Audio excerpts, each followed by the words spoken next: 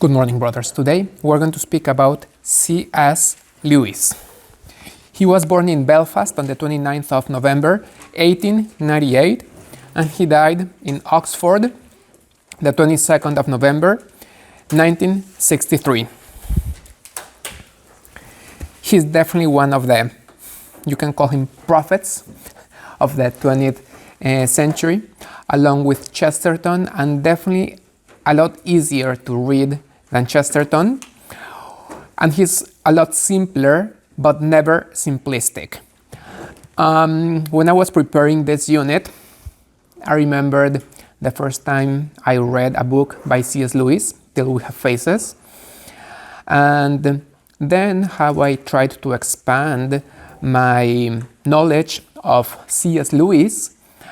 And while I was not always impressed, I'm not saying that I was never impressed, but not always impressed, I kept always an open door and read another book and another book and another book. And when I was looking at the complete bibliography of C.S. Lewis, I was surprised to see, wow, I've read quite a few books by C.S. Lewis. Not all of them, but quite a few. And I think I have enough knowledge of his writings to convey an accurate idea of what I think about it. Let me begin not with his biography, but with a note he wrote to the Pilgrim's Regress. I suppose you all know that C.S. Lewis was born and baptized within the Anglican Church. Then he drifted away from his faith, and then he returned to Anglicanism. Well, in 1933, he published The Pilgrim's Regress, which is an autobiography. Actually, it's the first novel he ever wrote after returning to Christianity. And it's about John. I mean, you couldn't come up with a more elaborate name, right? It's about John, who lives in Puritania. And he escapes, and guess who he encounters? Mr. Enlightenment. Yes, and he has a very interesting conversation with Mr. Enlightenment, and then he encounters a singer whose name was Victoriana. Nothing to do with Victorian age. Nothing to do, right? Because he conceals very well his intentions. And then he wanders in a foreign land, and the name of the land was the Spirit of the Age. And there, guess what happened? He was incarcerated, and John's jailer was called Sigmund. Again, nothing. He conceals very well what his intentions were, right? And of course, there's a very profound conversation with Sigmund, the jailer, who speaks about repressions and wishful thinking and so on, until he is liberated by reason. And then he encounters Mother Kirk. Well, here he conceals it a little better. What is Kirche in German? Church. So he encounters Mother Kirk, but at first he's not so willing to accept her guidance. So he encounters different characters, one of them being Angula, by the way, a symbol of the Catholic Church. And ultimately, my opinion about this, of course, in the end, you know that he encounters the Blessed Island and the Beatific Vision. My first opinion about this novel was he's treating me as if I were a 10-year-old. And I don't find it very reflective, and I think that just as I perceive the Catholic Church is caricaturized and misrepresented, maybe the proponents of psychoanalysis would also feel misrepresented with the dialogues that Sigmund and John have when he is imprisoned. The interesting part, and the part I like the best about this novel, is an additional note he wrote 1 decade after it had been published. In 1943, he added a final note stressing very clearly that this was his intellectual biography. This was his journey, which is not everybody's journey. That was his own experience. And he makes interesting reflections about his own life and how he went from some kind of traditional Christianity to atheism, to idealism, to maybe some kind of occult mysticism with ancient Celtic rituals, until he finally came back to Christianity. And in that note, he also questions the value of the metaphor. So I find in him a good critic of his own work, and I liked the criticism he made of his own work. So I think this gives us a general overview of his biography, at least until the time when he came back to Christianity. Of course, there's a lot after he came back to Christianity, and I am going to delve into it just in a while. As I said, he was baptized in the Anglican Church. When he was 4, his dog, Jaxie, was run over by a car and died. To honor his dog, he changed his name. So he wanted not to be called Cliff Staples, but he wanted to be called Jaxie. And for the rest of his life, his family called him either Jaxie or Jack, in memory of his dog. As a young child, he was also impressed with stories of animals, of course animals that he impersonated and he characterized. And he was schooled by private tutors until the age of 9.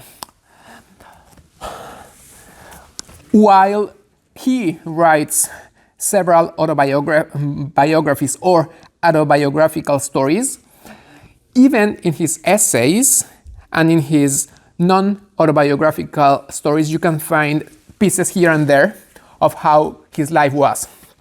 A good example about his childhood. He used to suffer from toothache. And who knows this story? It's in Mere Christianity. In Mere Christianity, he mentions that as a child, he used to suffer from toothache. And he didn't want to resort to his mom because if he told his mom that he was suffering from a toothache, she would give him a soothing remedy for his tooth, and that's what he wanted, but that was too little. What would happen the next day? She would take him to the dentist, and the dentist would torture his teeth. Not only the tooth that ached, but all the other teeth, because he wouldn't let sleeping dogs lie. That's the way he mentions that in Mere Christianity. And that is what Christ does with our infirmities and with our weaknesses. We want a quick remedy, and we want to be soothed, and we want to be comforted. But Christ goes to the root of the problem. They take us to the dentist. They don't only give us something to calm the timely pain. So while it's interesting to look at his autobiographical books and the biographies that have been written of C.S. Lewis, you also find very interesting pieces scattered here and there in his fictional or in his non-fictional books. His mother died. His mother died when he was about 11 years old, and he was sent to study in Wynyard, Hertfordshire. During this time, in his teenage years, he fell away from his faith. Eventually, he would reflect about this time, and he would say he was angry with God for not existing. He wanted that divine power to exist. And since he didn't find that power existing, he was angry with him. Also, in Mere Christianity, he reflects about the time when he was an atheist, and he says, whether you are an atheist or whether you are a Christian, you are always going to be tormented by doubt. So it's not like Christians have the privilege of doubt. Atheists also doubt. By the way, this is something that is stated way more profoundly by Ratzinger in his Introduction to Christianity. From the very outset of the introduction, he tells the story of a rabbi. Of course, the rabbi stands for the believer.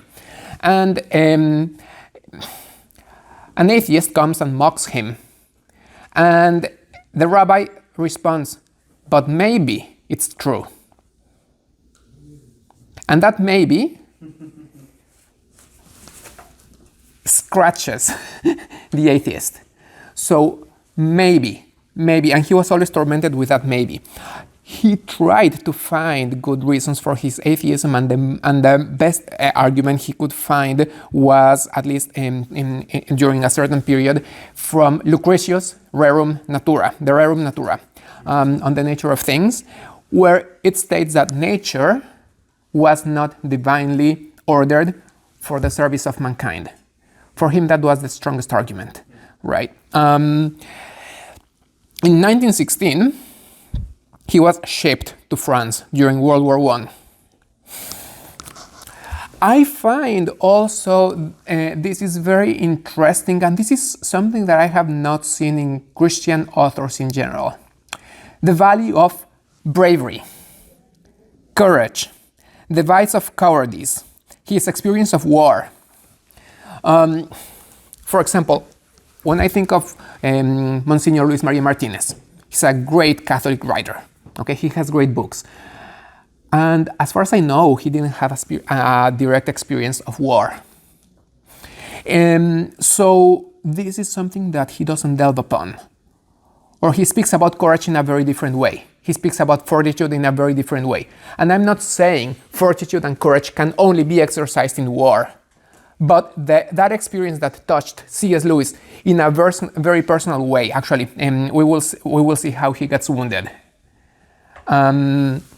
That provides lots of material for his reflections. And that's something that I would say it's quite unique. I'm sure he's not the only one who reflects about the value of courage, but in Christian writers, there's a very broad experience of war and what he experienced in war. For example, you have to do the right thing, and cowardice will place you in positions that are way more dangerous than if you assumed the courageous attitude and you did the right thing from the outset. So these kind of reflections come directly from his experience. Furthermore, in Mere Christianity, in his preface, he states that he is an Anglican. He's an Anglican. Okay, everybody knows it.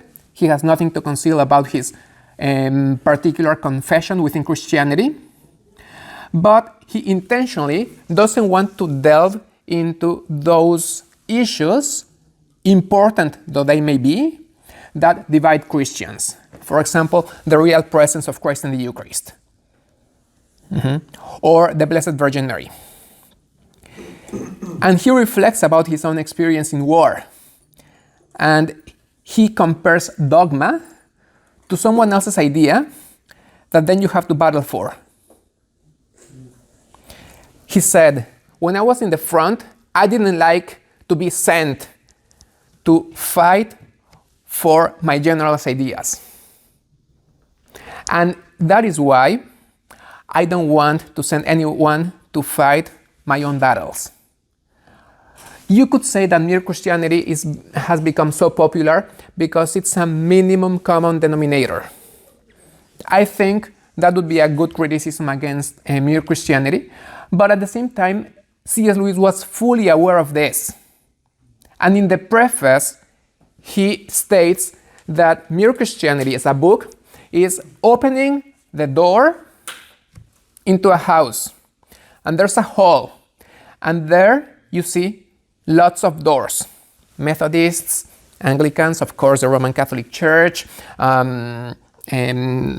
Lutherans, and so on, right? There are doors. And he encourages you to knock on those doors because there's where you find the fireplace, and there's where you find the cozy seats, and there's where you find the food. This is just a hall.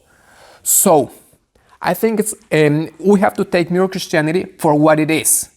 It's a hall, and he wanted it to be a hall. He didn't want people to come into the house and stay in the entry hall.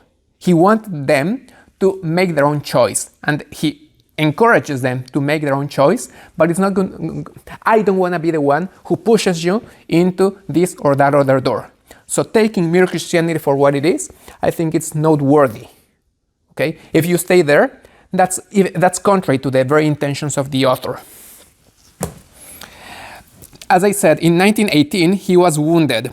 Remember that at this time he was an atheist, so during his convalescence he also started suffering from depression, and he sank into a profound pessimism, which became an even stronger basis for his atheism.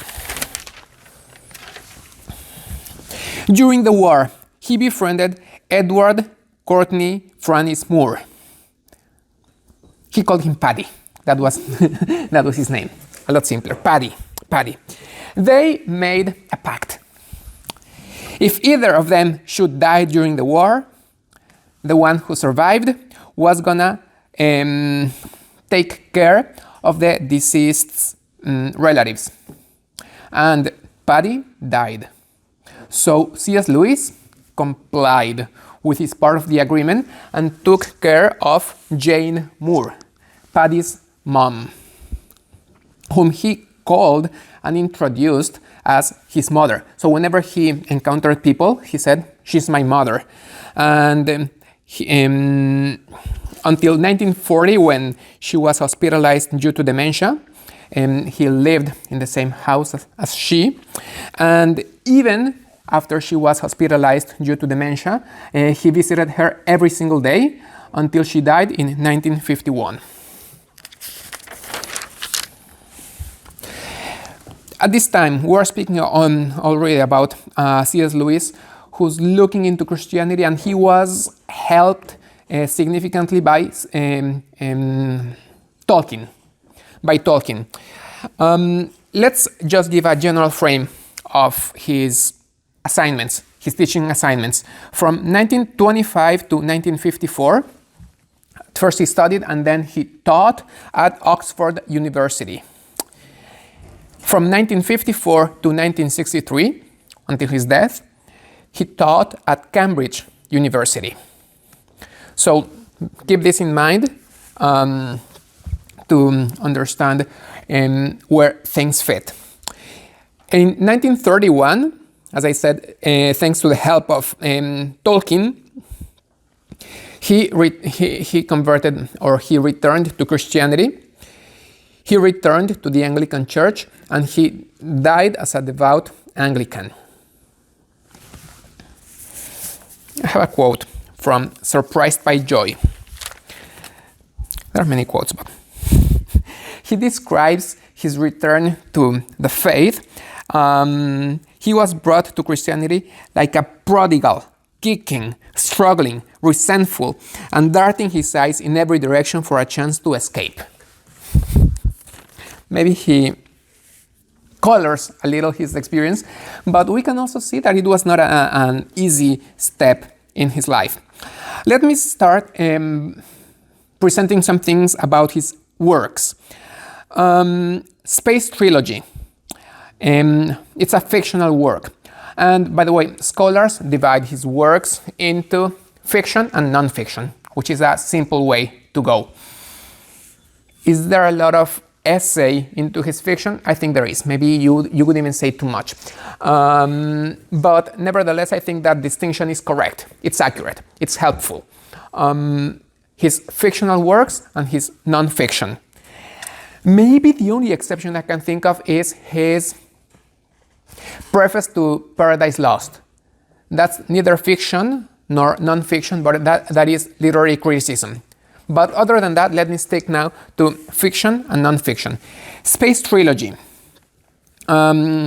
It came in 3 parts, trilogy. Out of the Silent Planet, it's about this main character who goes to Mars. And he encounters the two main races who live in Mars. Perelandra, 1943, is about Venus. And it's very simple and profound. So that's a reading, and by the way, it's short. So that's a simple novel to read. And the third part, personally, I didn't quite enjoy it, and I haven't found anyone who has liked it. Dialogues are too intricate, too long, and I don't know if it was my English level or whatever, but I couldn't get That Hideous Strength. By the way, That Hideous Strength is the title of the book. It's not how I'm calling it. It was published in 1945. During this time, he also published a great work of nonfiction, The Problem of Pain, 1940. The Problem of Pain, 1940, I think it targets the experience of his British readers during World War II. It is also very mature. And you would think that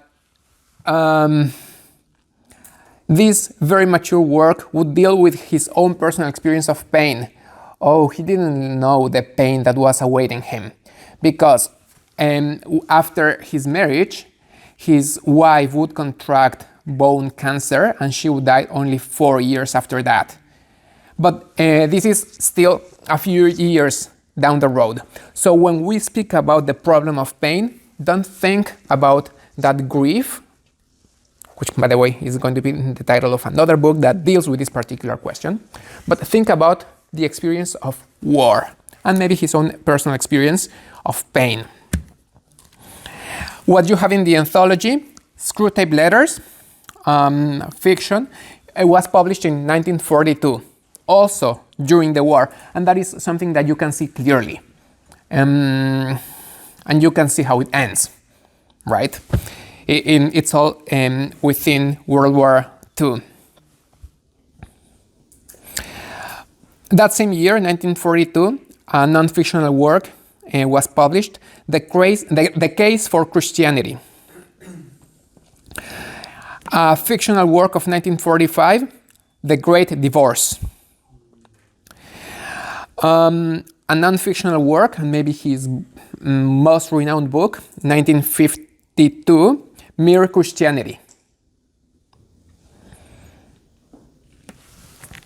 During this time, meaning between 1950 and 1956, we have one of his best-selling novels, The Chronicles of Narnia, which has been also made very famous due to the screen adaptations.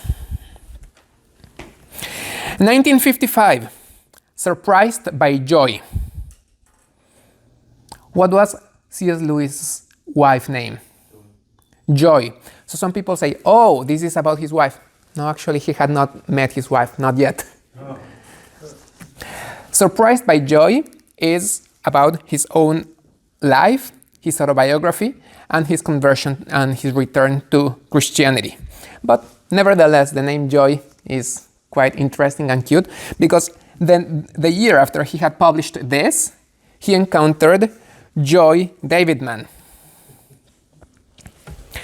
She was she had a Jewish background, and she had been a former communist who had returned to Christianity. And she came from a troubled marriage with the American novelist William Gresham. By the way, Joy Davidman was also American. And she came to the marriage with 2 sons. As I mentioned, they got married. It was a civil marriage in 1956. And 4 years after that, she died. He lost his wife to bone cancer.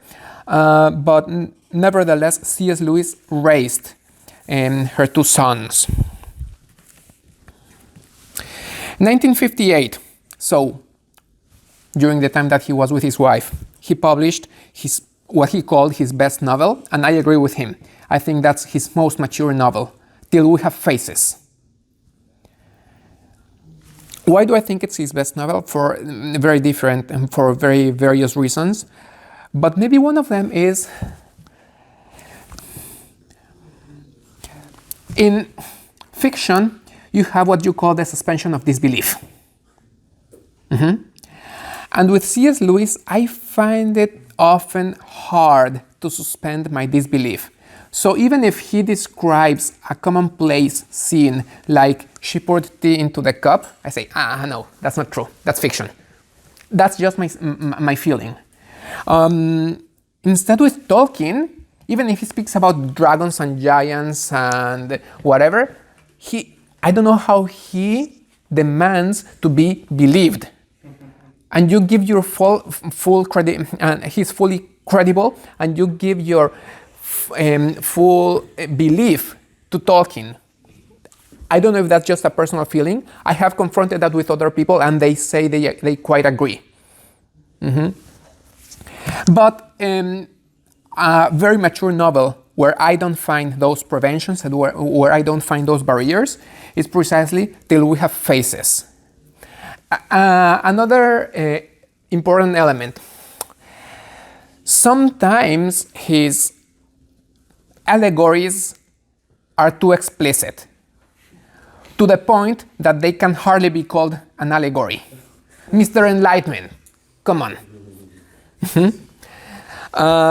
Instead, Till We Have Faces, we have a very mature novel where his characters, definitely they're an allegory, but it's very well grounded within the narrative.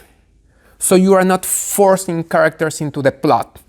Those are maybe the two main reasons that pop into my mind as I speak, and why I agree with his own opinion. And who am I to agree with his own opinion? If he said that was his best novel, I am sure he had more than sufficient elements to say that was his best novel, and I am not judged about that. I just want to say I agree, and I have nothing to say against the judgment and the assessment he made of his own work.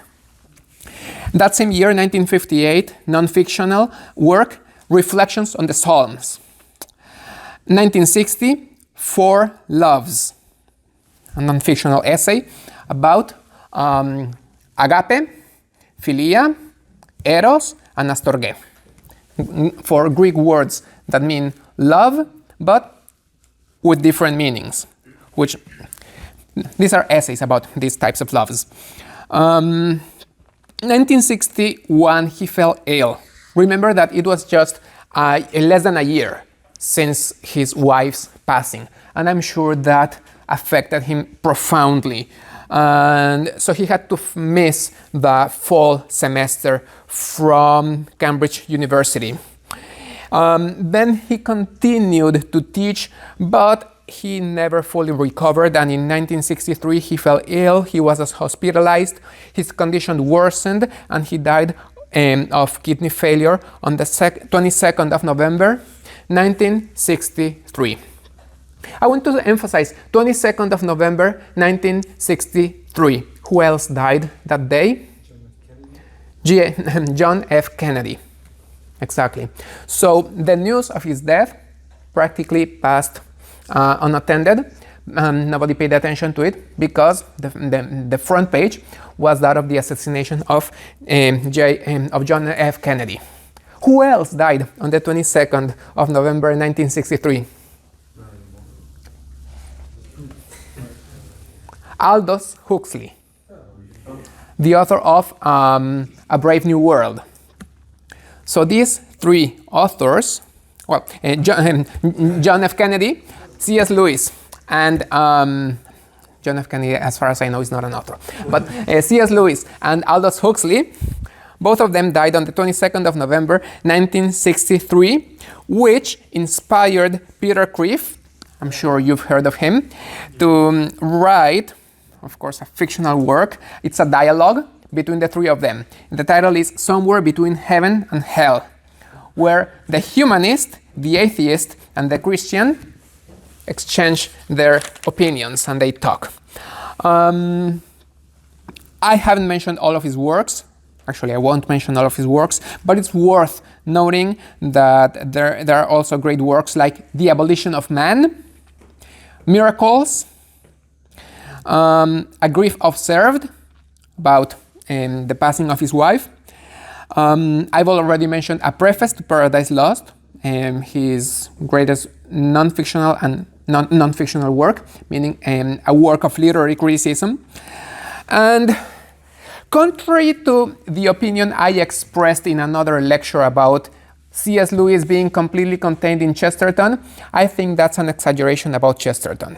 Chesterton is good, Chesterton is great, he's a renowned writer, he has good opinions, but to say that all of C.S. Lewis is contained in Chesterton, and if you've read Chesterton, you will find nothing new in C.S. Lewis, I don't think so. I haven't read all of Chesterton, but as having read Chesterton and having read C.S. Lewis, I definitely don't think that one contains the other.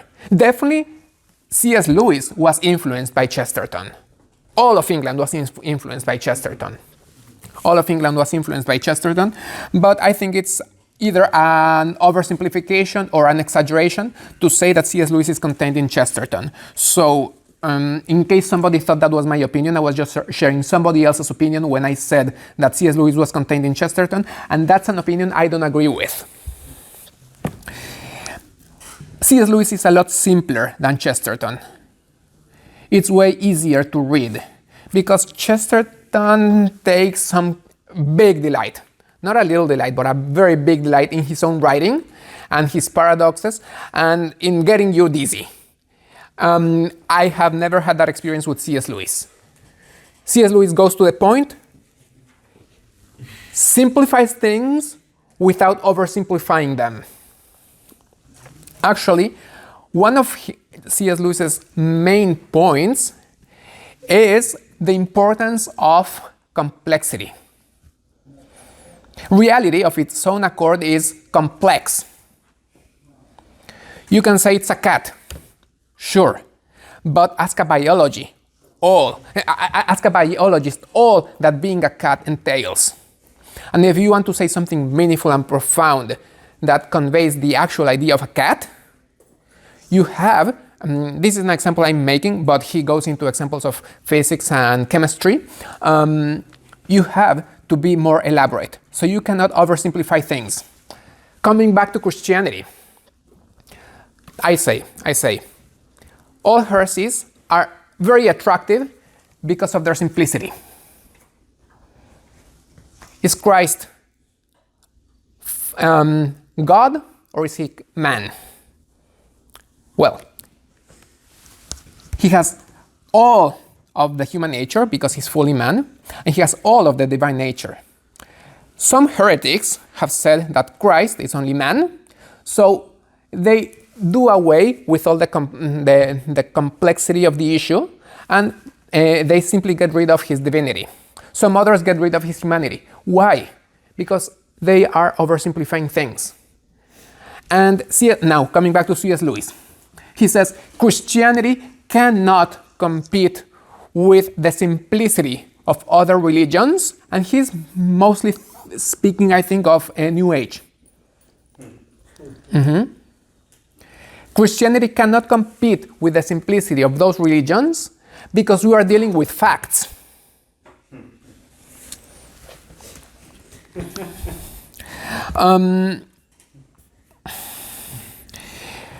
One of the great powers of C.S. Lewis is that he appeals to many Christian denominations. I would even dare to say to all Christian denominations.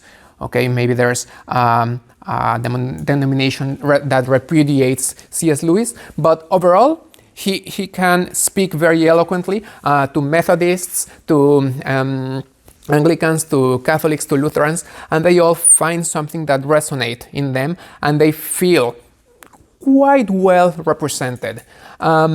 He goes into those tough issues, and I think that he's very honest in avoiding any simplification. So, grace and nature. Once you say that you believe in Jesus Christ, you can go on and sin however you want. Well, that's an oversimplification of the sola fides. And I don't think any Protestant or any sane Protestant would claim that, because you cannot say that you believe in Christ without paying any attention to what he says. On the flip side, he's also very fair to Catholicism. So he says, some have depicted Catholicism like works are more important than faith. The best work is charity. The best institution for charity is the church. So give us all your money and we will work your salvation. That's a caricature again. So I think that C.S. Lewis is very fair in presenting things the way they are and without pushing you in any direction. So he appeals. He's appealing to a broad range of Christian denominations. So some of the criticisms, and I've already mentioned this, is that he could be envisioned like a minimum common denominator, but he doesn't want to be that. He himself was an Anglican, right? And on the other hand, I think he's very good for apologetics, maybe not so much as a spiritual master. So when it comes to apologetics, I think his works are very good apologetical works, but I do not know to what extent C.S. Lewis would be able to nourish someone's spiritual life.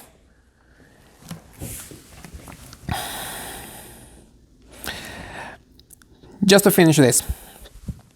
Mere Christianity, the title in itself, conveys a message that you find also almost at the end of Screwtape Letters.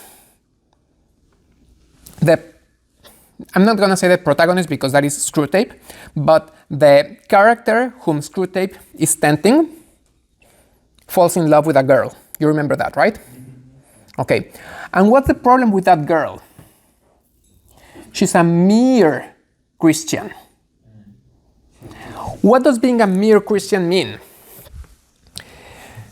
The problem the devil encounters, the problem the devil faces, is that there's nothing attached to that Christianity. It's not Christian and vegetarianism.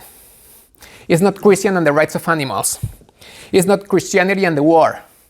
It's not like you are utilizing Christianity as a political tool to push forward an agenda. She was a mere Christian. So that's the problem the devil encounters when he wants to tempt this man. He was in love with a girl who was a mere Christian. So I hope this introduction to the life and the work of C.S. Lewis and some reflections about him have been insightful and will help us to better understand the value of his work. Thank you.